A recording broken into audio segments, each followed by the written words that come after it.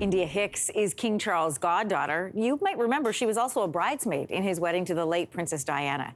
Years ago, I went to her home in England for a guided tour, and recently, well, she arrived in Toronto for a new project. This time, she is highlighting the extraordinary life of her mother, Lady Pamela, or Lady P, as she's known. India and I sat down at the Omni King Edward Hotel for some tea and to talk about her stunning new photography book. You write about how your mom was very content, as per her role, I think, to staying out of the spotlight. When you approached her with this idea to do a book about her life and about her stories, did you have much convincing to do to be so public? Absolutely. She said, good God, no. She said, at least wait till I'm dead. Oh, dear. I know, and I said, no, Mum, the whole thing is to categorize it now, to document it now. Also because there were bits that I was not going to know and I needed her. But it's my book. She's very keen for me to say that because, of course, her generation is all about looking out and not looking in. Mm-hmm.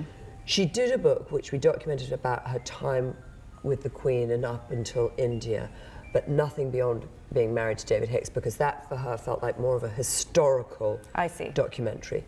This feels like a documentary on her life, which is quite unnecessary. In her opinion. But you know what I love? There are stories in here, like first of all, the photographs are wonderful, but the captions underneath, India, is what makes it. I am so glad you said that, because I've spent 2 years doing the book, because it started as something else, and then I realized once I began to research, I realized how much beautiful visual archive material we had. Vintage photographs, press clippings, invitations, letters from the Queen, extraordinary things that could be publicised and would make it very rich. So we call it an illustrated biography, which I think is quite unusual as well. I don't think there are very many of them. No. And one of the captions, this is like what I'm talking about. So we can see the photos of her at the Queen's coronation, or things like that. But it's lines like this that I think people will enjoy so much. So in Canada, we're very proud of the fact that on her wedding dress, beaded in with the Commonwealth countries, is the maple leaf. But you write in here from your mom, the sequins on the Queen's dress nearly roasted her alive. And those are the sort of captures that I think make this book so fun for people. I'm so glad, because captions, I think, are really important, especially in a book like this. Because there are people who will buy it just to look at it. There are people who buy it to read it, but there are people who buy it to look at it and they want to know a quick thing, what's the reference for the photograph. So I wanted the captions to be in my tone of voice, to be quite light-hearted. I didn't want this to feel like a historical reference. But she absolutely nearly was roasted alive. In fact, there's an amazing photograph of them all, and every country that they visited, there would be a state opening of Parliament. Wow. And she would get into the Commonwealth dress. My mother always said she was a bit jealous of the Commonwealth dress. It had a larger cabin on the QE2 than my mother had. Oh. The dress. The dress did? The dress did, yes. Wow. So when they would go to the state opening of Parliament, she would be in the dress, and she had to sit, and one of them, in one of the countries, they had an open rooftop, because obviously, you know, some of these countries have big government buildings and some had lesser buildings. Much more exciting when it was more ad lib, let's say. And the sun came in, and the beads, with the sunlight on them, she nearly did get roasted alive. But of course, being the Queen, she sat there without saying a thing. See, these are the things that we love to know. Your mother played with the Queen as a child at Buckingham Palace, and then she was with her through such key moments of her life. Some of them people have seen in The Crown and remember from those, but your mom lived it. And she was with the Queen the day that she found out her father, her beloved father, had died. What does your mother remember about that time? You know, it's extraordinary. I mean, there is a funny story about them playing in the corridors of Buckingham Palace, but just after the King had ascended to the throne. And remember, the Queen was never destined to be Queen. That's right. You know, it must have been an extraordinary shift in their life as a young child to now take on this role when you're suddenly thrown into a different part of history. But and my mother always remembers that my mother was the younger sister, and her older sister, Patricia, was always the rider. With Princess Elizabeth and Princess Margaret, Princess Elizabeth was always the rider. Princess Margaret was always the horse. Oh, I see. And my mother, as the younger sister, was always the horse. But moving to Buckingham Palace and playing there, I think it did become a very different time, but even more different when my mother went on the Commonwealth tour. That first Commonwealth tour, as you rightly say, the King was still alive. They would never have gone had they known how ill he was. But my mother says it's extraordinary looking back, and there were only 4 of them out in treetops at Kenya because it was a weekend that they had off, and the government had gifted them this trip to treetops to look at the animals. And my mother says it's amazing to think that Princess Elizabeth went up that ladder as a princess and came down that ladder as a queen. Wow. And of course, the rest of the world had heard the news. The royal party didn't hear the news till quite late. The other amazing part of the story is that when the royal party now get back to Nairobi, the world's press has had time to descend on the airport. And Mike Parker, the private secretary, came out and said, as a sign of respect for our queen in mourning, please don't take a photograph. And they all put their cameras on the ground. Wow. There is not one photograph of the Queen leaving Kenya. Wow. Imagine now. I was going to say, that wouldn't happen now. Someone would sneak out a cell phone. For sure. Sneak out a cell phone. Your mom's life is extraordinary. You've had an extraordinary life, but your mom's story is just incredible. At what point, you know, we all get to this age where we realize who our parents are as people, and their flaws and their humanity. When did you realize your mother wasn't just your mother? I would know that you know she was Lady P and her heritage, but when did you understand the importance in history she had? You know, I knew that she'd had this front row seat at so many historical events, but it's interesting because on the book there it says, my mother's extraordinary life as daughter of the last Viceroy, lady-in-waiting to the Queen and wife of David Hicks. And those are all things that she didn't really do. She was in the shadow all of that time, in the shadow of these very great parents, in the shadow of the Queen, in the shadow of David Hicks. And my mother was happy in the shadows. She never would like to be in the front. She was happy in the shadows. But I realized that actually her story in and of itself was extraordinary. And when I am lucky enough to talk in front of an audience about the book, I talk about the life lessons that I've learned from this book, Lady Pamela's life lessons, because I think there is much, when you scratch the surface of the book, there is much there. And duty and service come first. And those are words, she says, we just don't say anymore. And she's right, you don't hear that. You know, I have also had an extremely privileged life. But I now realize I need to earn my place. I need to earn my place in life. And so I work with this disaster relief agency, Global Empowerment Mission, and I go out to Ukraine, I go to the front line, and I'm there helping with a team of people I've got very involved with, bringing awareness, raising money. We take 55,000 boxes of aid every week out to the front line. And that is something that I've inherited from my mother, inherited from her parents. And my mother also said, obviously during her time in India, when she was there during the transition of power, being amongst that extraordinary historical moment and sitting with Gandhi at prayer meetings where 80,000, 800,000 people would come and he would talk to them. That must have been very impactful for my mother, who was a young 17-year-old girl on the cusp. 17. She was on the cusp of adulthood. And I think about my daughter, who's here with me in Toronto now, who is just about to be 17, how she would take it and how she would absorb it. But my mother always says she lived a life of multi-faith and multi-race. And even though it was politically heavy times in India, she never, with the people, the students that she was mixing with, she never saw any disagreements at all. And in fact, there's an extraordinary bit in her diary where she writes about this. And I think there is so much that we could learn right now in the world, in the very unbalanced world we're living in, that if we took that one chapter from her diary, that one paragraph, and read it a little more, and absorbed it a little more, and were a little bit more patient with each other, gosh, we could learn a lot. And does this portion talk about duty and service? It talks about multi-faith, which is interesting. It talks about Christians and Buddhists and Sikhs and Muslims all working together, talking together. My mother always talks about looking at things from other people's perspectives and how important that is. But she also talks about, I don't want it to sound so serious, because she's amazingly good fun, incredible wit, brilliant raconteur. Very funny. Very, very funny, very funny. And so she also talks about a life of fun and adventure and humour, and I think that's carried her through. There are a couple of chapters that I've included in there because I wanted people to understand, even though her life has been very remarkable, it's also been tainted with great tragedy. The murder of my grandfather by the IRA. We were all there on holiday in Ireland. She then got breast cancer herself. There's only 1 or 2 sentences about her breast cancer journey, which was an incredible journey in 1980 when it's not a conversation women were having. It was kind of a shameful thing. Nobody really knew what it was. And she had the gardener drive her to the hospital because she didn't want to be an inconvenience. Wow. She didn't want to have any fuss around it. Wow. And in all the diaries that I found, there was very little mention of this extraordinary medical chapter of her life. And that to me was remarkable. That to me told me something about this woman who really was about looking out. She always quotes Prince Philip, who said, "Look out, look up, say less and do more." One of the things that's going to fascinate us here in Canada, and you know, when I tell people some of the things your mom has done, the question I get all the time is, what does a lady in waiting do? You're right, it's a very good question. And in fact, I think that Queen Camilla, by changing the name from Lady in Waiting to Companion, has kind of explained what it is. It's a companion. So you're on a Commonwealth tour, 8 months away at sea. 44,000 miles were covered. Imagine how exhausting that is. You're scrutinized every minute of every day. Every word you say, every expression you have, every handshake you make, the world watches, and now even more beyond. But it was exhausting.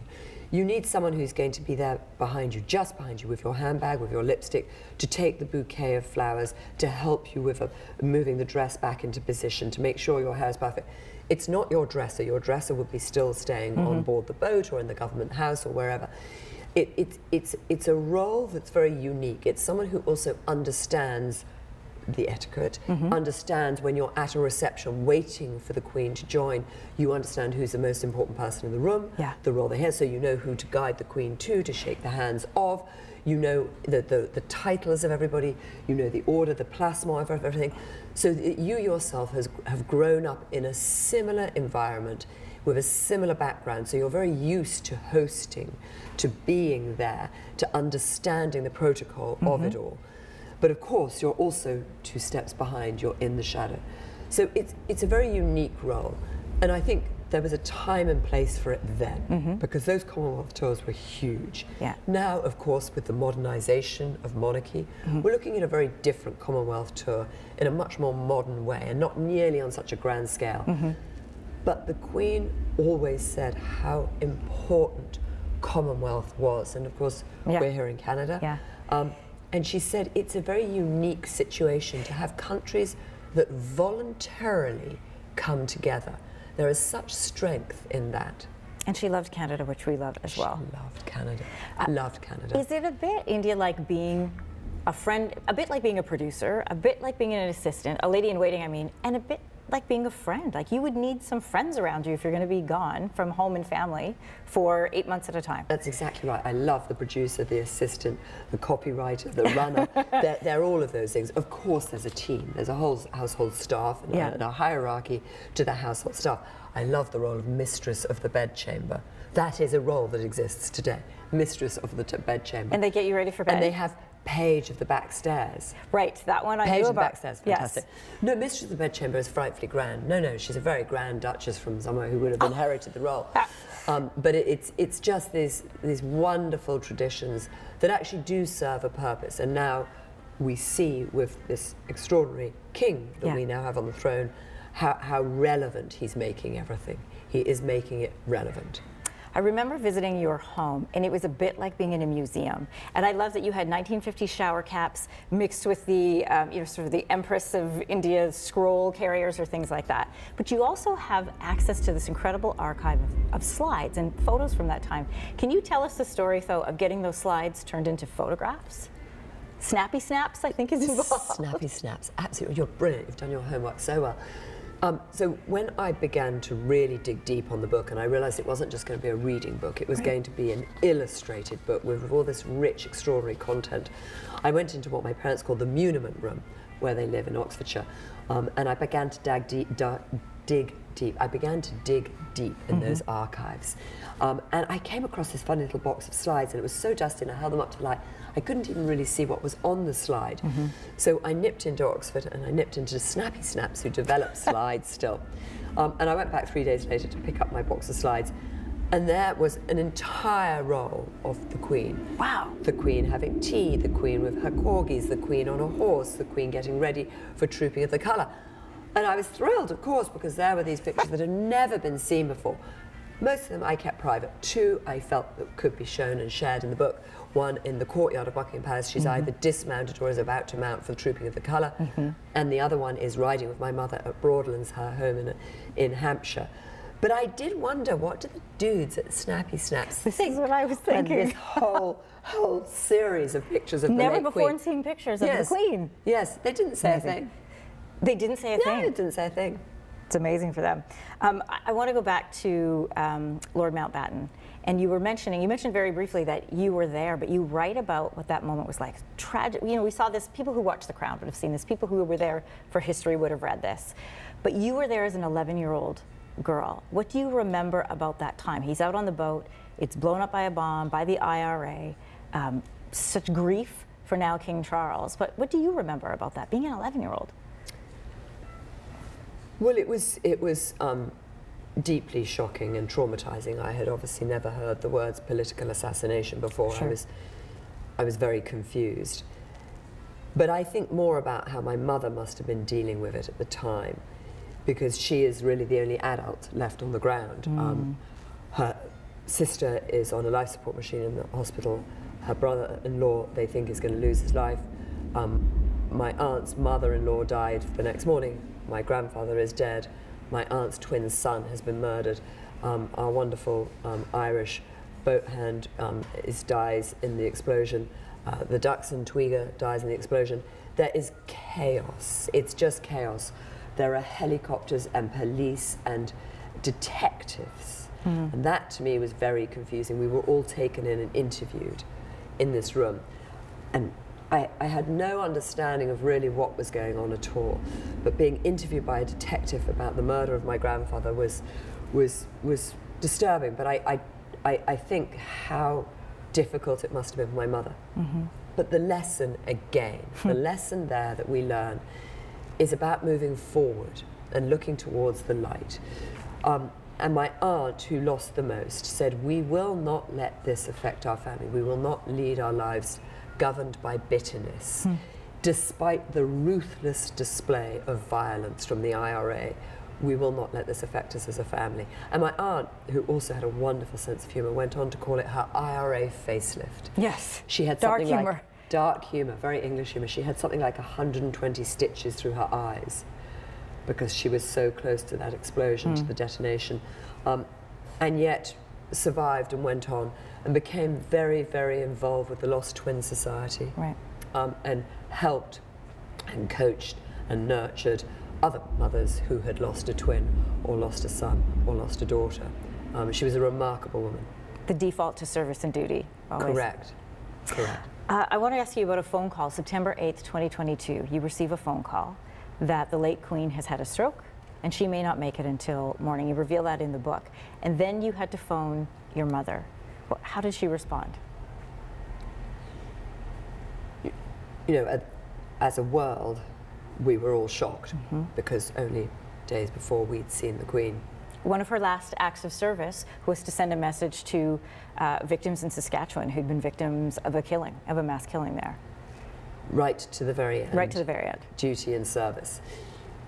Of course, I was actually getting on a plane to go away for a weekend, and I immediately thought, should I be going or should I stay with my mother? So I called and said, this is what I've heard. I said, should I stay? Should I come back, Mum? And she said, darling, it's the poor Queen who has suffered the stroke, not me. So, meaning, don't change your life, keep going. But the remarkable thing about that period was the great privilege and honour it was for me to accompany my mother to both funerals, to the one at Westminster Abbey and the one at Windsor Castle. But the extraordinary thing, looking back, is that in the court circles, it would be tradition to be dressed in black for a month. And my mother, quite alone, in the countryside in Oxfordshire, dressed in black for an entire month. And I said, but Mum, no one is going to see you. It didn't matter to her. That is what you did. She dressed in black for a month. I wanted to ask you, India, before we let you go, is your mom has had this great privilege of not only being part of one coronation, but to witness a second coronation. There's not a lot of people who Actually, can say that. three. Three. She's seen three. She was 8 in 1937. Right. She was at that one. She didn't go to the Abbey because she was considered a tiny bit too young, so she waited at Buckingham Palace, and they then came back afterwards. So she has actually lived through 3 coronations. Remarkable. What did she think of the coronation of King Charles? Where did she watch it? What were her thoughts on it? She was hugely supportive of it, and there was a lot written about the fact that she was one of the many who weren't invited. And I cannot reiterate enough how she thought that that was such a sign of progress. That actually, why would you have all the, she calls the dinosaurs, filling those seats where you can have people who are actively involved, doing extraordinary things for their country, who can be thanked and recognized by coming to this extraordinary occasion? Why would you have an elderly cousin taking up that seat? And I think she's probably right. It did show that things were going to change, and things do need to change. You know, we are living in a different time, and I think we have a very exceptional man on our throne. And even if he wasn't our king, he's a truly remarkable man. You know, we were all saying, what? What are these words, green and sustainable? Of course, he was doing it, living it, and understanding it way before any of us. That should make us feel very confident about the man who is now on the throne. You have a remarkable gift in this book, not only for people who are fans of the royals, but as a treasure trove for you. There's so many people, your mom is 95, but there's so many people who wish they had this, photographs and stories to hang on to. You talk about your mom and her life, but can you tell us what she means to you personally as a daughter? I think I'm really lucky in the fact that she was quite an absent mum when I was growing up. Obviously, I was brought up by nannies, not obviously, but I was brought up by nannies because still from her generation and her background, that's what you did. But I was lucky that she stopped traveling with my father after a while, and she was very present for me after a while. And we share the same sense of humor. We share the same love of life. We share the same sense for adventure. We share the same love for ridiculous little dachshunds. We love rose and violet creams. There's so much that we share as personalities that we get on terribly well. So we've traveled an enormous amount together. We've had incredible adventures from Patagonia to Russia to South America to amazing places we've traveled together. And virtually backpacking. I mean, my mum is, you know, she does. She proves it in here. She took the bus way right. When she got that old age pensioner card, she said, I'm taking the bus, it's free. You know, she loved all that. I would inherit Princess Anne's hand-me-down underwear. Her vests and her underwear would be handed down through these families. India, that's gross. No, it's unbelievable. Not quite. Okay, let me say. It was like leggings and vests and slightly better. Because that generation, a war generation, and that generation, you're not going to spend the money. Even, you know, they were thrift spend their generation. They respected that you weren't going to be extravagant. Yes. So this was a generation never extravagant, and so I think I'm lucky in the fact that I've had this remarkable mum, but I've also been very close to this remarkable woman. Amazing. Listen, this is very un-English. Our tea has gone cold. So we're going to get some fresh tea. And then you and I are going to finally enjoy what's behind us. Thank you. It's been a pleasure to have you here. Thank you so much. Thank you.